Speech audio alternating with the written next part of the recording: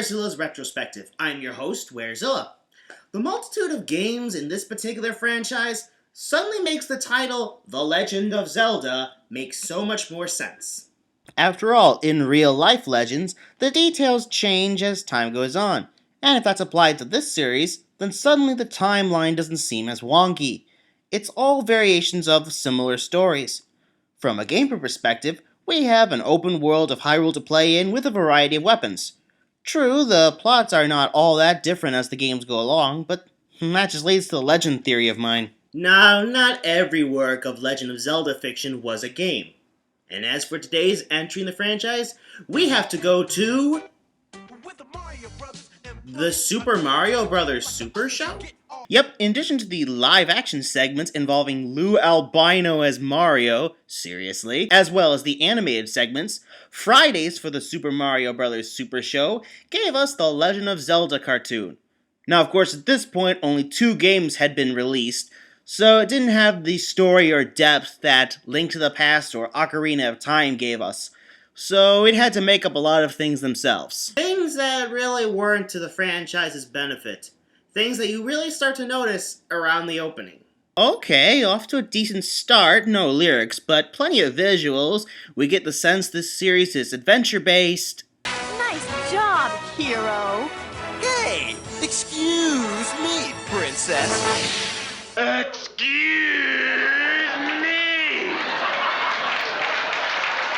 Moving on, this is unfortunately another show that doesn't have a set plot. Oh, it has a premise, that's set up very early on. The evil wizard Ganon is after the Triforce of Wisdom, and it's up to Link and Zelda to stop him. It's just that this is one of those shows that doesn't really have a beginning, middle, or end. So that means we get to go over the characters and recurring themes instead. First there's Link, who is currently living in the Hyrule Castle to keep an eye on the Triforce.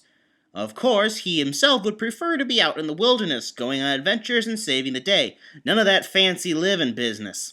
Plenty of episodes even show that he's perfectly adept in weapons like his game counterpart. Granted, he never uses his sword as a sword, rather using it to fire energy blasts at bad guys. In the episode Stinging a Stinger, he even gets a new sword from a swindler, and he's actually surprised when it doesn't do that. All the makings of Link's character, right? Well, except for his repeated attempts to woo Zelda. Get this belt off! No, What do you want? a kiss. They never do, by the way. Not once. There will always be some contrivance that'll keep them from kissing. Oh, but Link gets to say this quite a lot. Excuse me, princess. Excuse me, princess. Excuse me, princess. Well, excuse me, princess. It's like the creators are saying, "This is funny, so laugh! Laugh, damn you! Laugh!" Next up is Zelda herself, and she's very much an active participant, taking part in the adventures. She also appears to be the brains of the two, coming up with the plans, coming up with strategies and battles, and generally proving all of Feminist Frequency's claims about the character incorrect. That said, she's a little, how do I put this? Aw, come on, princess. No! Ganon hasn't attacked in weeks, and it's time you started earning your keep. There's chores to be done. But that's the castle handyman's job. Doof's got enough to do. Which is obviously not your problem. Now move! She's pretty ungrateful. Link works his ass off to save Hyrule, and he doesn't get so much as a thank you. How hard is it to show some appreciation for what Link does? Excuse me, princess. Well, never mind then. That also being said, while Zelda obviously has her own problems, we know she really does care about Link. In the episode Missing Link, Ganon removes Link's soul from his body, and only Zelda can see him. Which Ganon concludes that the only possible reason why she could see Link is because she really does have feelings for him. So, as irksome as both characters can be, and how much their faults get in the way, I would be lying to say there was no depth to this relationship. 2 characters I definitely can say have no depth would be the fairy companion Sprite and the King of Hyrule himself. While Zelda seems to be the competent ruler, the king seems to exist to be a loopy load, get captured, and ship Link and Zelda. Good luck, my boy. My boy. Okay, that's enough of that. Then there's Sprite. How can I get Zelda to pay more attention to me? Who cares? She's a snot. You should stick with me. I miss Navi.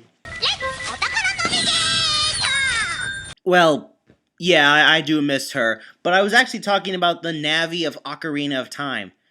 I know that sounds blasphemous to most Legend of Zelda fans, but at least Navi was important for gameplay purposes. Sprite, on the other hand, I really can't find out what her point is.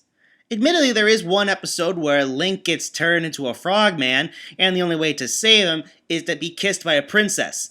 But because this show loves the status quo, he doesn't get kissed by Zelda. Rather by Sprite, because they throw this little thing in there at the last minute. My father was the king of the fairies, you know.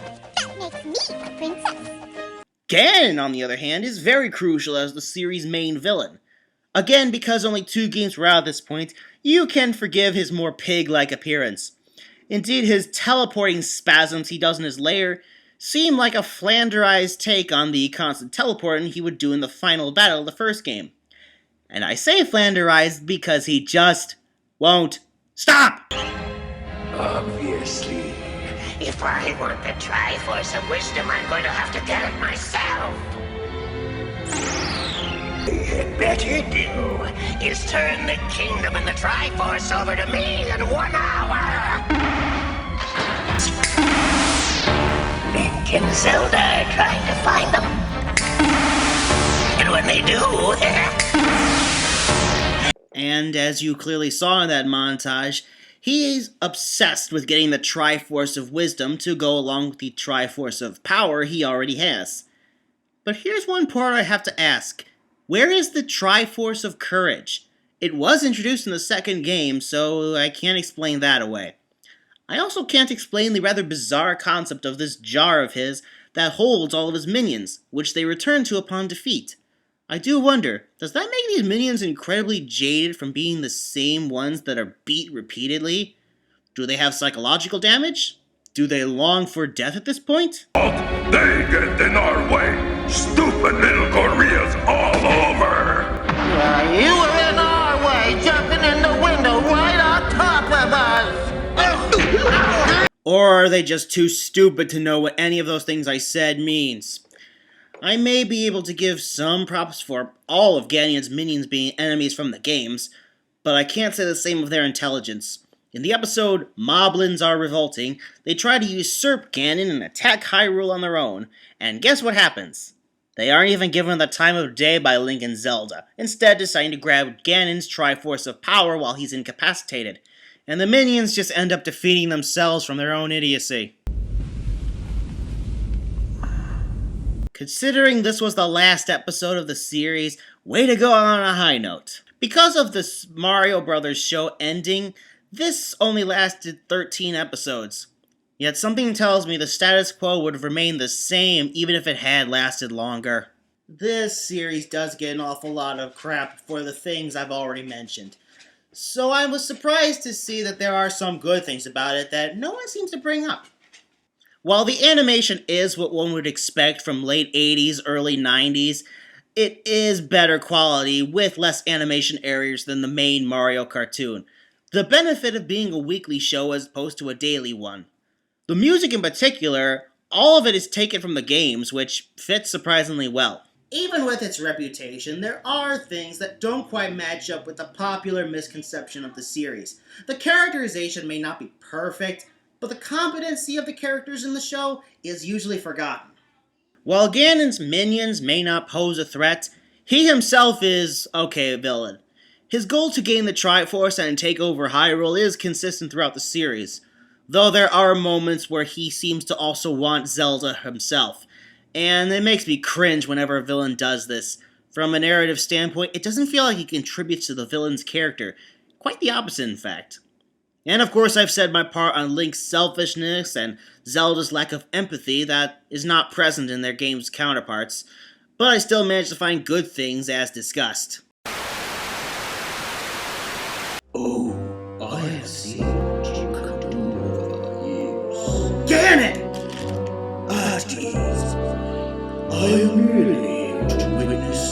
the reviewer and their opinions. This one is certainly ours. Yeah, I guess I was easier on this show than most. But don't be too proud. I have seen your history. I have seen the patterns emerging. And you will regret what you have done. I don't understand. Of course you don't. But you will, Werezilla. You